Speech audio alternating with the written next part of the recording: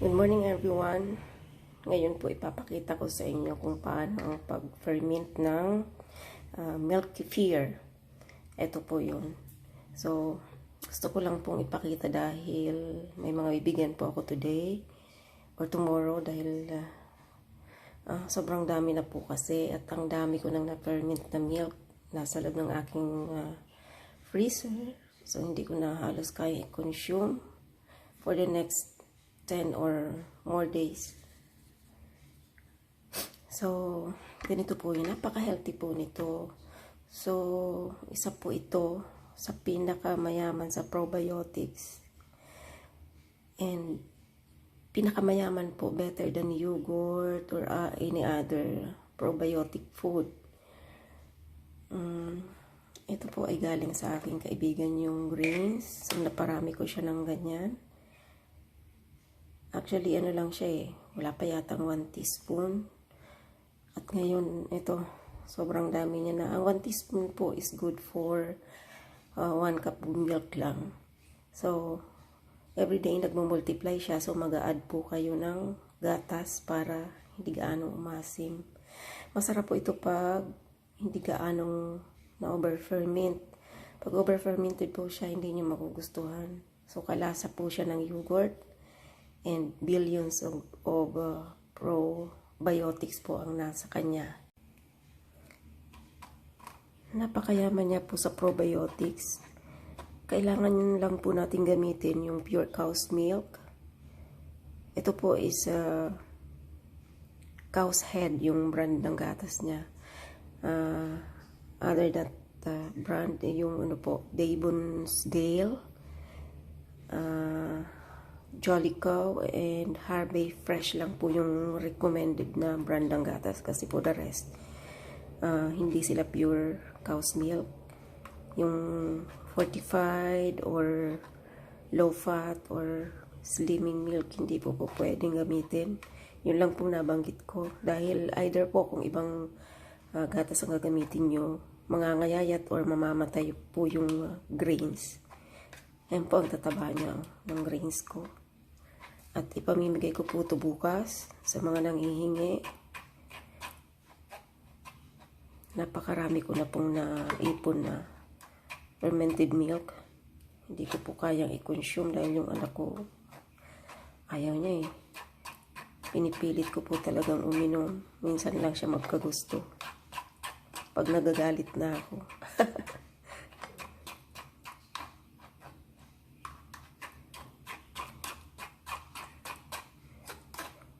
Maganda po ito sa may mga digestive issues, sa may acid reflux. Dahil po yung mga may GERD or acid reflux po, hindi po pwedeng uminom ng milk, lalong nakakasama. Sa iba po okay lang, hindi sila triggered. Pero ako po kasi, although hindi talaga ako mahilig sa milk, hindi ako uminom ng gatas dahil di ko gusto. Pero kailangan po ng katawan natin dahil pag nagkakaedad na, yung calcium saka yung vitamin D, very important po sa katawan natin para tumibay yung ating mga buto at panlaban sa mga sakit. So, para po makainom ako or makuha ko yung enough na mga vitamins and minerals na yun, ito po yung iniinom ko. Gumagawa pa ako ng smoothie or shake para di ko gaanong malasahan yung lasa niya. Hindi na po siya lasang milk. Yogurt na po siya, kalasa ng yogurt. Magkaiba po, although magkaiba po sila. Magkamag-anak sila pero magkaiba. Mas mayaman po ito sa probiotics. Marami pong source ng probiotics tulad ng sauerkraut, kimchi, yung pong Yakult. At marami pa pong iba. Napakarami po. Yung mga fermented food po, yun yung mayayaman sa probiotics. Pero ito po ang pinakamayaman at ito po yung gusto ko. Although kumakain po ako ng sauerkraut, Sauerkraut po, sa mga hindi nakakaalam kung ano yung sauerkraut, ano po siya. Originally, from Germany po siya. Doon po siya na-discover. And hindi po kaganda ng lasa niya, pero napakayaman po sa sustansya at sa probiotics. Ang kimchi naman po, masarap siya. Alam po natin na famous Korean food po yun. Kaya lang po, hindi rin po pwede sa mga may acid reflux dahil napakanghang. Kaya ito po, mas okay siya. Or Yakult naman po okay din. Kaya lang po matamis. Kung may mataas ang sugar nyo, hindi po pwede. Ito po, pwede po ito sa mga diabetic, mataas ang cholesterol at high blood. Kahit po anong health condition nyo, pwede ito. Susuka, so nagpahinga ako ng 3 linggo.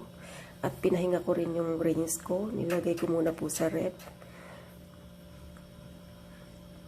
And then ngayon, okay na ako. Naka-adjust na yung katawan ko. Dahil unti-unti po, araw-araw, dinagdagan ko yung dami ng kefir milk na kinukonsume ko. Hindi katulad nung una na mali pala yun na biglayin ko yung sarili ko. Kaya ako nahihilo at nasusuka palagi. So, ganito po siya. Strain lang natin. Tapos yung matitira po dito, yun na po yung grains. At ito po yung pwede nating inumin or ilagay sa smoothie or gawing shake. Wala po siyang hindi po siya matamis or nawala na po yung lasa ng gatas dahil po na kinain na po nitong mga grains. Nung binigay po ito sa akin ng kaibigan ko, ganyan lang po siya karami. Excuse me. Ganyan lang po siya karami. Ngayon po ang dami-dami na niya at nahirapan na po ako at medyo po may kamahalan yung milk at nakatambak na rin sa freezer. Nakatambak na rin sa freezer yung na-ferment ko na gatas. May kamahalan din po yung pure cow's milk. So, kailangan po paminsan-minsan i-rest natin ito kung hindi na natin kayang consume yung ating na-ferment na milk. I-rest na lang po natin itong grains. Ilagay natin sa maliit na lalagyan tulad nito. Maliit na jar. Tapos budburan lang natin ng powdered milk. Pwede na po yung Beer Brand. Pwede po siyang ilagay sa rep ng up to 3 weeks kasi nasubukan ko na. Akala ko nga hindi ko na ma-revive. So after that, bago tayo mag-ferment ulit, hugasan lang natin yung grains ng mineral water. Hindi po pwede yung mga chlorinated na tubig tulad ng tap water. Hindi po siya pwede. Dahil po mamamatay po yung mga grains. Kailangan din po malinis po yung mga gagamitin natin at wala pong mga metallic na gagamitin. Puro po plastic.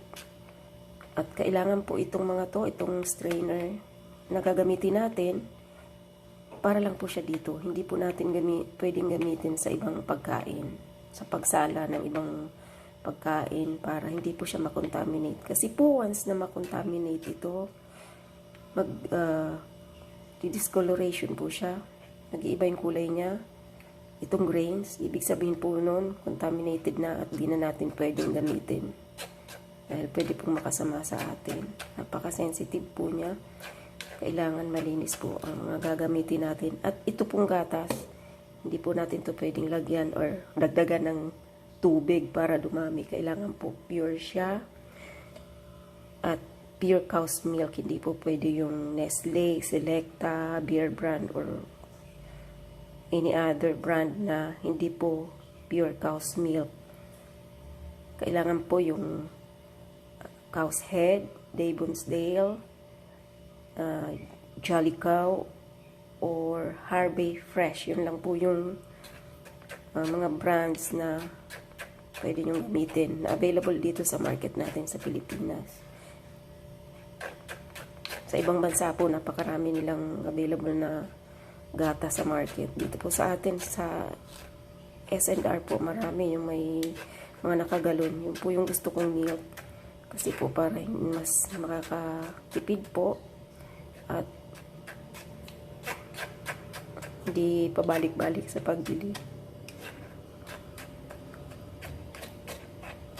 Ito po, may nabibili po nito sa mga online shop, sa Shopee, saka sa Lazada. May kamahalan po at usually dehydrated po yung mabibili nyo at kailangan yung i-revive ng ilang araw para mag-ferment po siya ng maayos.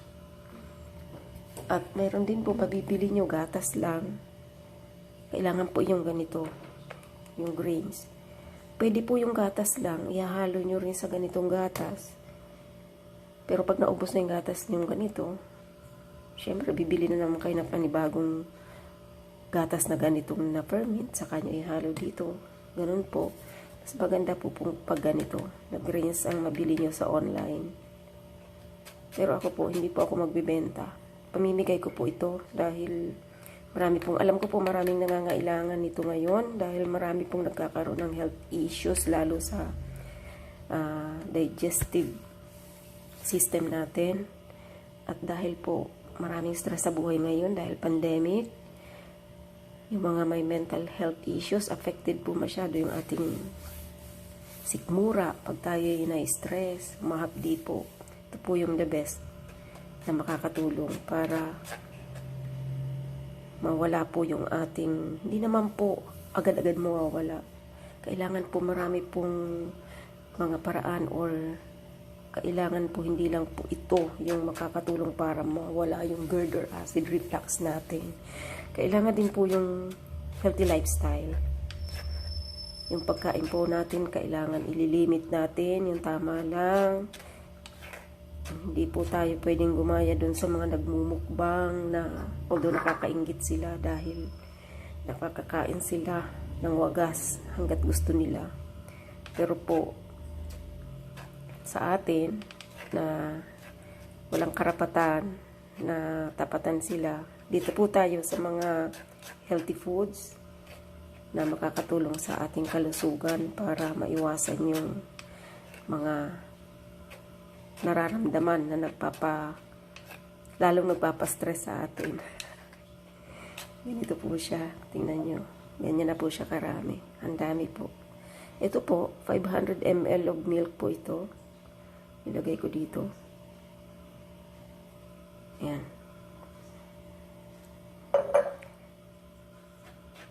Dati po curious ako. Ginawa ko po. Kasi nakikita ko yung dati nung may maliliit pa yung mga anak ko. Pag natagalan yung milk sa, kunyari nakalimutan mo yung gatas na nasa feeding bottle nila, nakalimutan mong tanggalin kaagad or hugasan, makikita mo may mga ganyan siya or nagbuo-buo yung milk.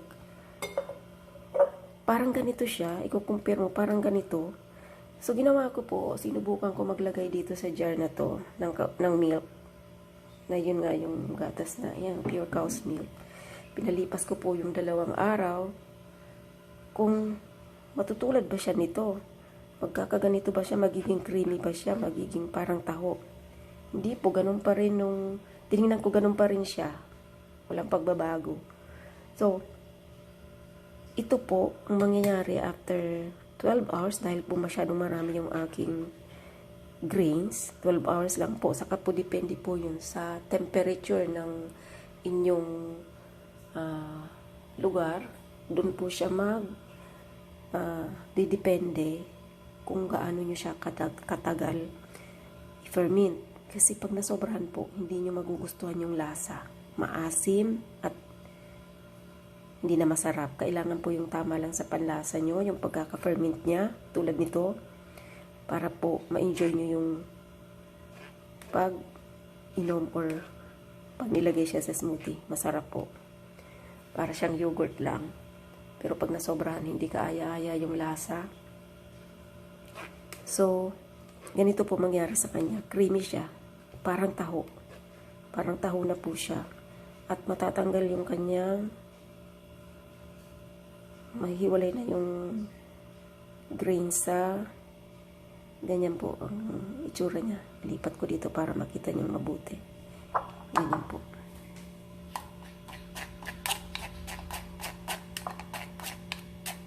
Ayoko po mag-alaga ng maraming ganito dahil po hindi ko kakayanin ang maintenance. At hindi ko rin po kakayanin i-consume araw-araw yung milk na nafe-ferment ko. Sa isang araw po, 1 litro ang kailangan kong milk para makapagparami ako nitong grains na to para lang po ipamigay. So, next time, pag naubos ko na yung mga milk na nasa freezer ko, mag-ferment ulit ako para dumami yung grains at ipamimigay ulit. Yung mga gusto po, message lang po ako sa FB para po mabigyan ko kayo. Kasi po alam ko po na maraming may problema sa ating mga tiyan ngayon dahil sa stress. Ayan na po siya. Ganito na po siya. Ayan o. Dati po nung binigay sa akin, ganyan lang. Ganito lang, kaunti. Ganyan lang. Binigay sa akin ng friend ko from Pangasinan. Ngayon po ganito na siya karami. Ang bilis po niya mag-multiply. Sabi ko nga po, nirest ko ito ng 3 weeks dahil nga hindi ko kinaya yung healing crisis. Kaya pinahinga ko. And then dumami na siya ng ganito. Para po ma-slow down yung yung pag-ferment niya, pwede niyong ilagay sa ref. Kasi po, yun nga sabi ko, magdidepende po yung pag-ferment niya. Depende sa temperature ng inyong lugar. Kung masyado pong mainit, tulad ngayong summer, mabilis po. More than 8 hours po. Pwede nyo lang i-harvest yung inyong milk. Ganito. Pero pag nasa ref po siya, pwede nyong after 2 days, saka nyo tingnan. Or ilabas niyo muna ng kaunti para mag-ferment siya ng maayos tulad nito. Mga ilang oras after nyo ilabas sa inyong ref, saka nyo palitan ng milk. Ako po ang ginagawa ko, after ko po siyang ma-rest or ilagay sa ref, pag hinarvest ko yung milk na ferment, huhugasan ko po ito ng mineral water para po matanggal yung mga lumang milk. Or pwede naman po kahit hindi nyo hugasan. Maliban na lang kung nilagay nyo ng powdered milk, kailangan po talaga banlawan muna bago ilagay sa gatas na ganito. Banlawan nyo ng mineral water. Hindi pwede yung galing dyan sa gripo dahil mamamatay po ito. Dahil may chlorine po makakasama dito. Mamamatay po itong ating mga grains. May buhay po ito. Kaya siya nagmumultiply.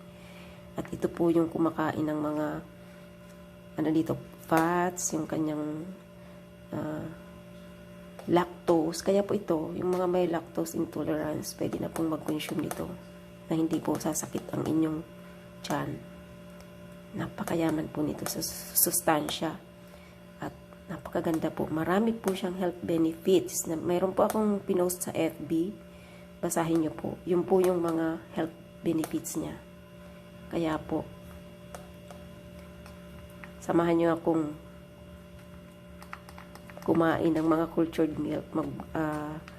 Magpo-post po ako sa Facebook or sa YouTube ng mga pagkain na i-ferment ko at para po sa mabuting kalusugan. Although hindi naman po ako talaga vegetarian or vegan.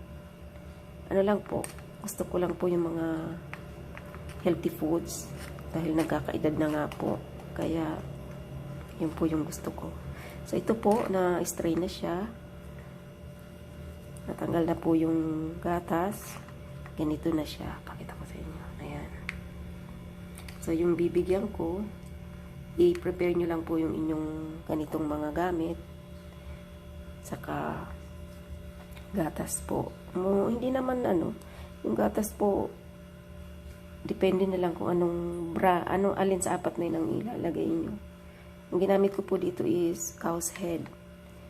Kaya tumaba siya ng ganito. Ayan lamang po at maraming salamat. Gandang umaga po sa inyong lahat.